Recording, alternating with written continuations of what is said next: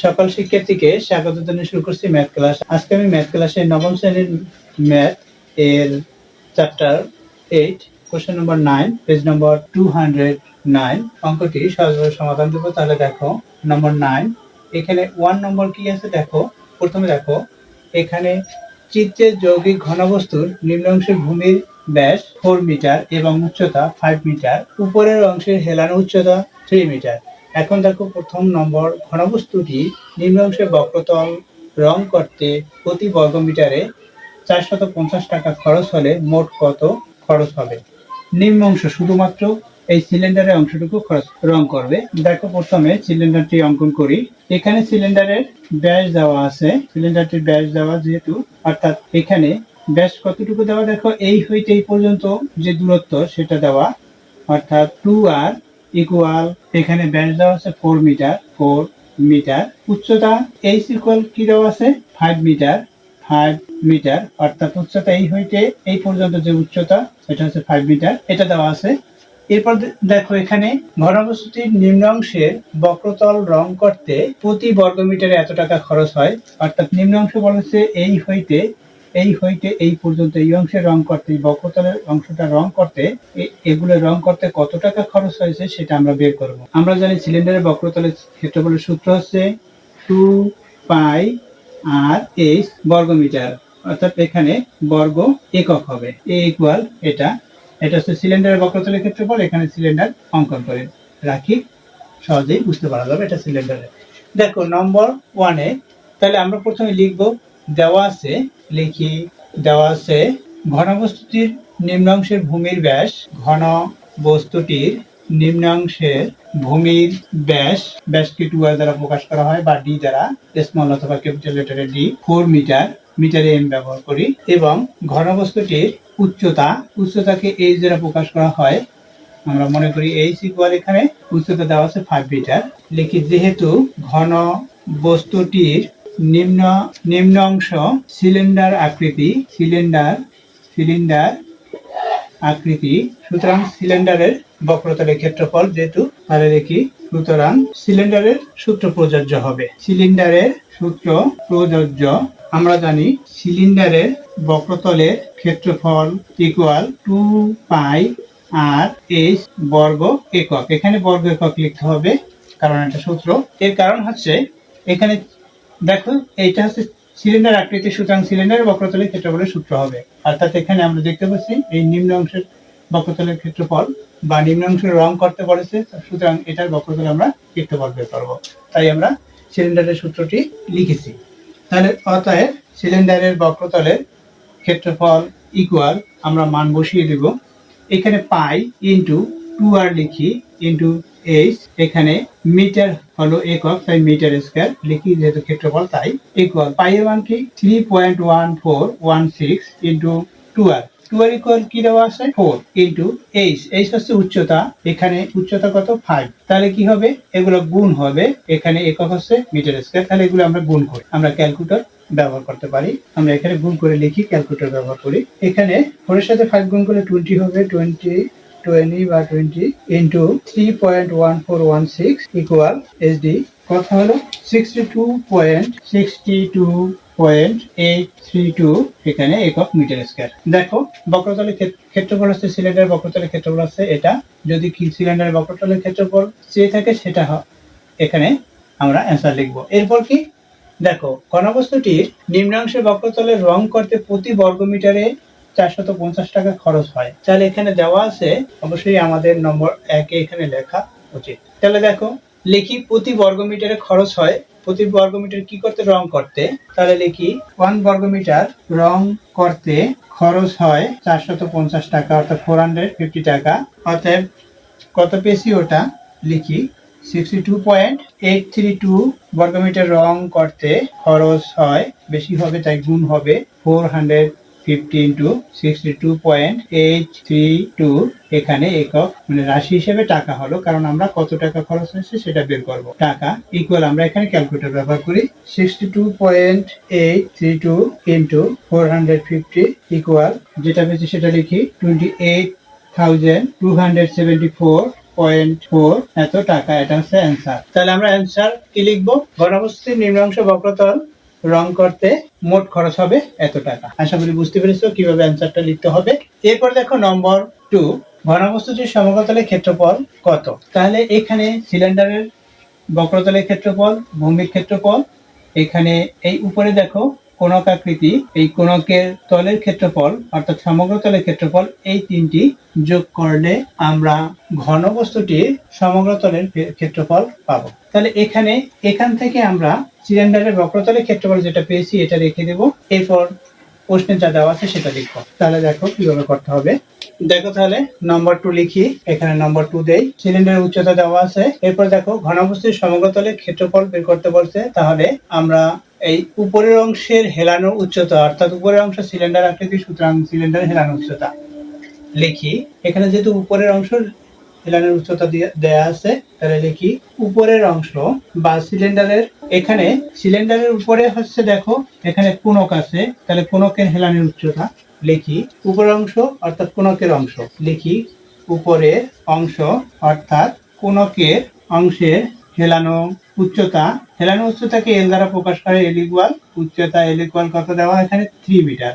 দেখো এই কোণক অংশটার উচ্চতা এখানে এল ইকুয়াল 3 মিটার এটা দেওয়া আছে। অর্থাৎ এখানে পূর্বে সিলিন্ডার অঙ্কন করা হলো, এখন দেখো কোণকটা দেখি। এই কোণকের এখানে আমরা এই হইতে এই পর্যন্ত ব্যাস সেটা 2r ইকুয়াল 4 মিটার। এখানে হেলানো যে দৈর্ঘ্য এটা হচ্ছে 3 মিটার। আমরা উচ্চতা নির্ণয় করব এখানে এই উচ্চতা, এবং এখানে ব্যাসার্ধ নির্ণয় করব। 2r দেওয়া আছে, ব্যাস দেওয়া আছে, তাই আমরা এখান থেকে ব্যাসার্ধ নির্ণয় করব। তাহলে আমরা এখান থেকে কোণকের উচ্চতা নির্ণয় করব।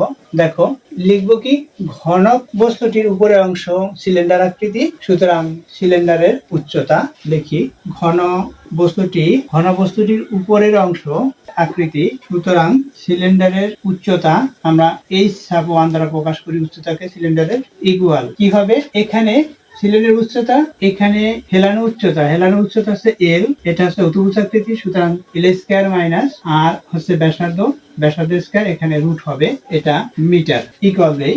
এল এর মান কি দেখো, এল এর মান হচ্ছে 3 কে স্কয়ার, এরপর হচ্ছে মাইনাস আর এর মান কি, আর এর মান হচ্ছে 2 কে স্কয়ার, এখানে রুট, এখানে মিটার। এখানে যেহেতু 2r ইকুয়াল হচ্ছে 4 মিটার, সুতরাং r ইকুয়াল 2 মিটার হয়, ইকুয়াল দেই। এখানে 9 হবে, এখানে 4 হবে, সুতরাং 9 মাইনাস 4, এখানে বর্গমূল মিটার। এখন কি হবে, এখানে 5 হবে, এটা এত মিটার। এখানে কি পেয়েছি আমরা, h1, অর্থাৎ এখানে এই যে উচ্চতা h1 ইকুয়াল পেয়েছি √5 মিটার, উচ্চতাটা পেয়েছি √5 মিটার, এটা পেয়েছি। এখন আমরা এখানে যেহেতু বলেছে যে ঘনবস্তুটির সমগ্র তলের ক্ষেত্রফল কত, তাহলে আমরা সূত্র লিখব, অতএব ঘনবস্তুটির সমগ্র তলের ক্ষেত্রফল। কি সূত্র হবে, সিলিন্ডারের বক্রতলের ক্ষেত্রফল লিখি সিলিন্ডারের বক্রতলের, এখানে যে অ্যান্সারটা সেটা আমরা এখানে লিখে রাখি 62.832 m স্কয়ার। এটা হচ্ছে সিলিন্ডারের বক্রতলের ক্ষেত্রফল পেয়েছিলাম আমরা ইতিপূর্বে, আর এটা হচ্ছে সিলিন্ডারের বক্রতলের ক্ষেত্রফলের সূত্র, এটা আমরা মুছে রাখি। দেখো তাহলে সিলিন্ডারের বক্রতলের ক্ষেত্রফল প্লাস দেই সিলিন্ডারের ভূমির ক্ষেত্রফল প্লাস কোণকের বক্রতলের ক্ষেত্রফল, এখানে একক হচ্ছে বর্গ একক, এটা হবে। অর্থাৎ এই যে কোণকটা, এটার বক্রতলের ক্ষেত্রফলটা আমরা বের করব এই পর্যন্ত। এরপর দেখো সিলিন্ডারের বক্রতলের ক্ষেত্রফলের সূত্র হচ্ছে ইকুয়াল দেই 2πr/h প্লাস সিলিন্ডারের ভূমির ক্ষেত্রফল হচ্ছে যেহেতু বৃত্তাকৃতি, সুতরাং πr² হবে ভূমির ক্ষেত্রফল, প্লাস কোণকের বক্রতলের ক্ষেত্রফল হচ্ছে πr/l, এখানে একক হচ্ছে বর্গ মিটার, সুতরাং মিটার স্কয়ার দেই ইকুয়াল দেই। এখন আমরা এখানে মান বসাবো, পাই লিখি ইনটু, এভাবে লিখি 2r ইনটু h, এটা লিখলাম, এখানে প্লাস, এখানে πr² প্লাস πr/l ব্র্যাকেট শেষ করি, এখানে একক মিটার স্কয়ার ইকুয়াল দেই। এখান থেকে দেখো আমরা পাই কমন আকারে লিখি, কারণ আমাদের মান বসাতে সহজ হবে। পাই এর মান হচ্ছে 3.1416, এরপর কি 2r ইকুয়াল কি, অর্থাৎ ব্যাস 4 মিটার, 4 লিখি ইনটু h, উচ্চতা হচ্ছে 5 মিটার, এখানে যেহেতু সিলিন্ডারটা লিখতে হবে, এরপর হচ্ছে প্লাস সাইন, পাই এর মান লিখেছি এখানে আর হচ্ছে এখানে 2r ইকুয়াল হচ্ছে 4 মিটার, সুতরাং r ইকুয়াল হচ্ছে 2 হবে, এখানে 2 কে স্কয়ার হলো, অথবা আমরা এভাবে ব্র্যাকেট দিয়েও দিতে পারি, কারণ এখানে ফার্স্ট ব্র্যাকেট ব্যবহার করতে বিদায় এখানে আবার ফার্স্ট ব্র্যাকেট ব্যবহার করা যাবে না, তাহলে এটা সেকেন্ড ব্র্যাকেট ব্যবহার করা লাগতো। দেখো এখানে এই পাই কমন নিয়েছি, এখানে আর আছে, আর এর মান কি, আর এর মান হচ্ছে 2 ইনটু এল। এল কি পেয়েছি এখানে দেখো, এখানে এল হচ্ছে 3 মিটার, এখানে এইচ ইকুয়াল যে মান পেয়েছি সেটা আমাদের প্রয়োজন হতো না। সুতরাং এখানে ঘনবস্তুটির অর্থাৎ এখানে কোণকের উচ্চতা নির্ণয় করার প্রয়োজন হতো না, অর্থাৎ কোণকের উচ্চতা এই হইতে এইটুকু আমাদের এই কোশ্চেনে অর্থাৎ ঘনবস্তুটির আয়তনের কোশ্চেনের প্রয়োজন হবে। তারপর দেখো এখানে এল এর মান কত, 3 বসিয়ে দেই, ব্র্যাকেট শেষ করি, ইকুয়াল দেই। এখন আমরা এখানে ক্যালকুলেটর ব্যবহার করব। প্রথমে লিখি 3.1416 ব্র্যাকেট দেই, এটার সাথে এটা গুণ করি, 4 এর সাথে 5 গুণ করি 20 ইকুয়াল এখানে 2 স্কয়ার অর্থাৎ 4 হবে প্লাস এখানে 6 ইকুয়াল দেই, এটা আমরা প্লাস করব, কত হবে 3.1416 এটা লিখলাম, এটা প্লাস করি তাহলে 30 হবে। এখন আমরা গুণ করব, এখানে একক কি মিটার স্কয়ার আছে, এখানে মিটার স্কয়ার একক।